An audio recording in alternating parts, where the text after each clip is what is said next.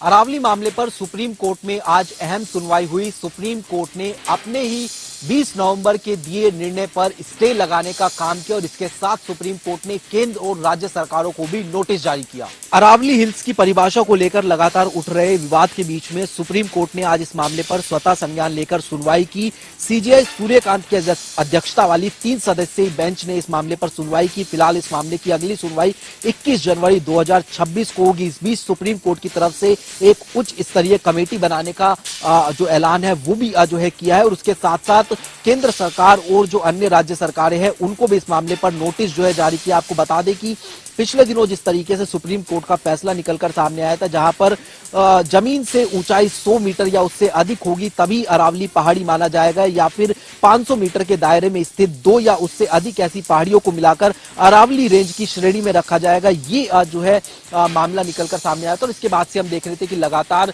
जो जनता में आक्रोश है वो देखने को मिलता नजर आ रहा था। मामले में कई प्रकार से जो राजनीति है वो भी देखने को मिलती हुई नजर आ रही थी, लेकिन आज जिस प्रकार से सुप्रीम कोर्ट का फैसला निकलकर सामने आया इससे निश्चित तौर पर राहत मिलती हुई नजर आई। अब देखने वाली बात रहेगी कि जनवरी महीने में जब इस मामले पर सुनवाई होगी तो किस प्रकार का रुख सुप्रीम कोर्ट का निकलकर सामने आता है। कैमरा पर्सन चंचल गुप्ता के साथ स्पर्श शर्मा, जनता टीवी, दिल्ली। बहू पर हुई अभद्र टिप्पणी का विरोध करने पर ससुर की गर्दन में पेचकस मारकर उसकी हत्या कर दी। जी हां, मामला पानीपत की जसवीर कॉलोनी का है, जहां पर एक बहू पर अभद्र टिप्पणी की गई, जिसका विरोध करने के लिए उसके चाचा ससुर राकेश ने उसका विरोध किया। वहीं जिस व्यक्ति ने अभद्र टिप्पणी की थी वह अपने साथ कुछ युवकों को साथ में ले आया और पेंचकस से गर्दन पर वार करते हुए उसकी हत्या कर दी और मौके से फरार हो गए। बता दें कि राकेश पानीपत में एक फैक्ट्री में काम करता है और पानीपत की जसबीर कॉलोनी में उनका परिवार रहता है। उनकी बहू ने राकेश को बताया था कि पड़ोस में ही रहने वाला एक युवक उस पर अभद्र टिप्पणी करता है, जिसका उसके द्वारा विरोध किया गया और विरोध करने की सजा मौत मिली।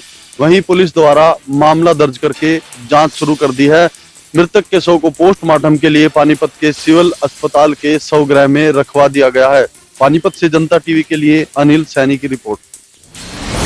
हांसी में आज सुबह दिल दहलाने वाला हादसा हो गया। एक पति ने पहले तो अपनी पत्नी को तेजधार हथियार से कत्ल कर दिया। इसके बाद इस युवक ने अपने आप को भी पशुओं के बाड़े में फांसी लगाकर अपनी जीवन लीला समाप्त कर ली। आसपास के लोगों को जब घर में कोई हलचल नहीं दिखी सुबह 10 बजे तक, उसके बाद उन्होंने घर के अंदर झांका तो देखा फर्श पर महिला की लाश पड़ी हुई थी और महिला का पति, जिसका नाम राकेश बताया जा रहा है, वो पशुओं के बाड़े में फांसी के फंदे पर लटका हुआ था। वहीं मौके पर पुलिस को सूचित किया गया। हांसी के डीएसपी सिद्धार्थ बिश्नोई भी मौके पर पहुंचे, साथ ही फोरेंसिक एक्सपर्ट को भी बुलाया गया। फिलहाल पुलिस ने दोनों शवों को कब्जे में लेकर हांसी के नागरिक अस्पताल के मोर्चरी में रखवाया गया। मृतिका का नाम सीमा बताया जा रहा है, जबकि मृतक राकेश के जो भाटला गांव का रहने वाला था। फिलहाल दोनों की शादी 2019 में हुई थी, जिससे इनके 2 बच्चे हैं। फिलहाल दोनों बच्चे अनाथ हो गए। इस पूरे मामले में हांसी के डीएसपी सिद्धार्थ बिश्नोई ने कहा कि पुलिस इस पूरे मामले में गहनता से छानबीन कर रही है।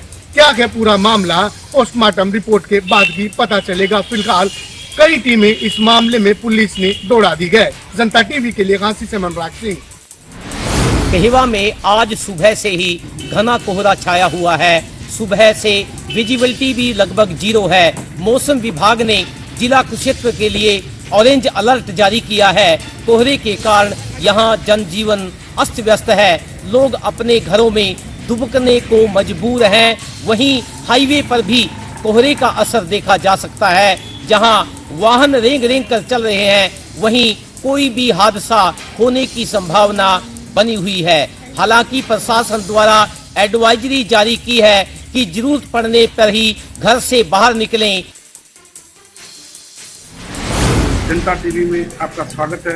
आज जनता टीवी की टीम रानिया खंड के गांव केरेवाला में पहुंची है।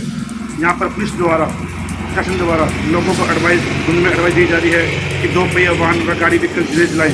ऐसा ही मामला एक आज गांव केरवाला में आया है। तस्वीरों के माध्यम से आप देख रहे हैं खड़े ट्राले में एक गाड़ी का पीछे से बड़ी हादसा हुआ, जिसको लेकर बाइक साथ वाला गिरने कुचल गया। यही बताया जा रहा है कि दोनों के कारण कार चालक को कुछ दिखा नहीं, जिसके कारण खड़े ट्राले में गंभीर चोट लगी है। उनको यह बताया जा रहा है कि कार चालक को काफी गंभीर चोट आई है, जिसको लेकर उसको चिकित्सा के सामान्य अस्पताल में भर्ती करवा दिया गया। यहाँ पर पुलिस को मौके पर बुलाकर पुलिस ने मौके का मुआयना किया गया। यहाँ पर कार चालक भी मौके पर सवार हो चुका है। यहाँ के बाइक सवारों के वालों ने पुलिस ने FIR करके छानबीन जारी कर दी है। अब देखना यह होगा पुलिस की आगे की कार्रवाई क्या होगी। कैमरा पर्सन गुंजरी के साथ जनता TV अमर की रिपोर्ट। भिवानी शहर के भगत सिंह चौक पर आज एक निजी बस व कार की टक्कर हो गई। इस घटना के अंदर हालांकि कोई घायल नहीं हुआ, लेकिन टक्कर इतनी ज़बरदस्त थी कि कार व निजी बस के परगच्छे से उड़ गए, टायर फट गए। हालांकि एयरबैग खुलने से बचाव हो गया। पुलिस मौके पर पहुंची और पुलिस ने इस मामले की जांच शुरू कर दी है। आपको बता दें कि बस के अंदर बच्चे व स्कूल का स्टाफ मौजूद था। गनीमत रही कि कोई बड़ा हादसा नहीं हुआ। अब पुलिस मामले की जांच कर रही है। जनता TV के लिए भिवानी से दीपक मुटरेजा। जयपुर दिल्ली हाईवे पर आनंदपुर गांव के नजदीक बीती रात एक रॉन्ग साइड आ रहे एक ट्रक ने इको गार्ड को टक्कर मार दी, जिसमें 2 युवकों की मौके पर ही मौत हो गई और 2 गंभीर रूप से घायल हो गए। घायलों को निजी अस्पताल में भर्ती कराया गया है, जहां उनकी भी हालत नाजुक बताई जा रही है। कालका गांव के 4 युवक इको गाड़ी में सवार होकर खाटू श्याम के लिए दर्शन करने जा रहे थे। जैसे ही वह आनंदपुर गांव के कट के पास पहुंचे तो रॉन्ग साइड आ रहे एक ट्रक ने उनको टक्कर मार दी। टक्कर इतनी जोरदार थी आपकी दोनों युवकों की मौत हो गई, जबकि 2 युवक गंभीर रूप से घायल हो गए। गाड़ी के पचकड़े उड़ गए। ऐसे में तुरंत इसकी सूचना बावल थाना पुलिस को दी गई। पुलिस मौके पर पहुंची और घायलों को निजी अस्पताल में भर्ती कराया गया तथा 2 जो पोस्टमार्टम के लिए मोर्चरी में रखवाया गया। अभी पुलिस पोस्टमार्टम कराकर दोनों युवकों का शव परिजनों को सौंप दिया है। पुलिस ने फरार ट्रक चालक की तलाश शुरू कर दी है। रेवाड़ी से जनता TV के लिए सुरेंद्र गौड़।